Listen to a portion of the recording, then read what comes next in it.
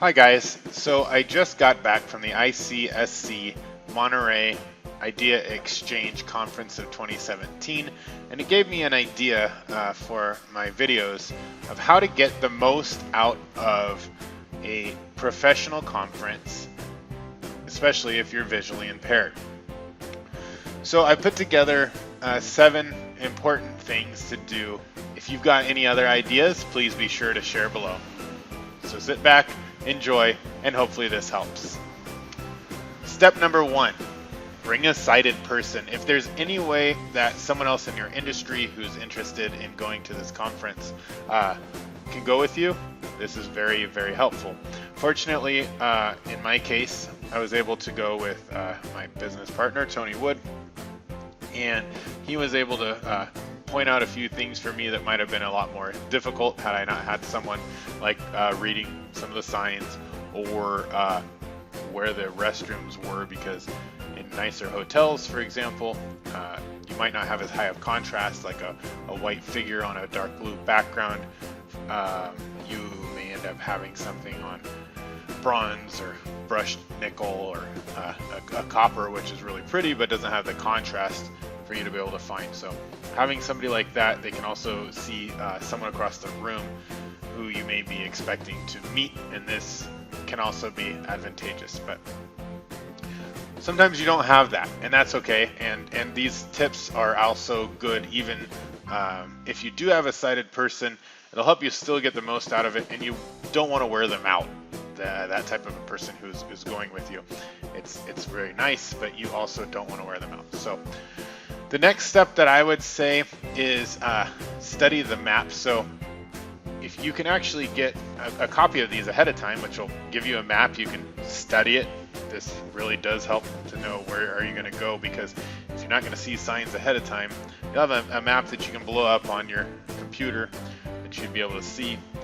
The next thing is to pre-introduce yourself, and this is important on 2 levels.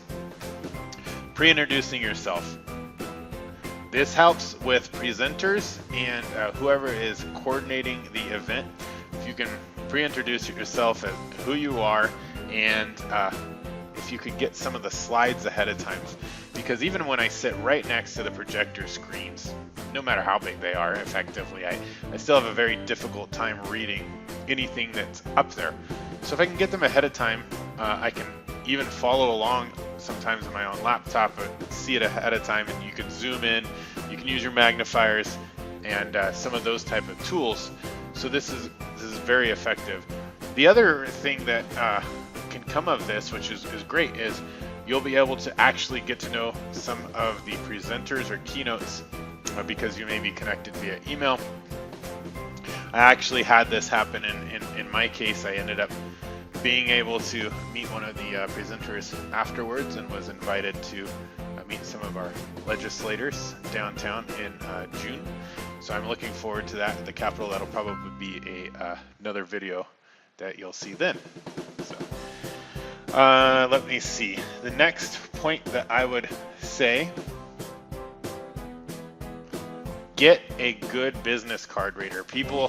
Everybody has business cards at these type of event, but get a good business card reader that can go into your contacts. It'll allow you to follow up later that afternoon or evening, and that takes a lot of the stress out of trying to type in their email and getting it wrong 5 times and trying to hold a magnifier, etc. So often I'll see M's as N's and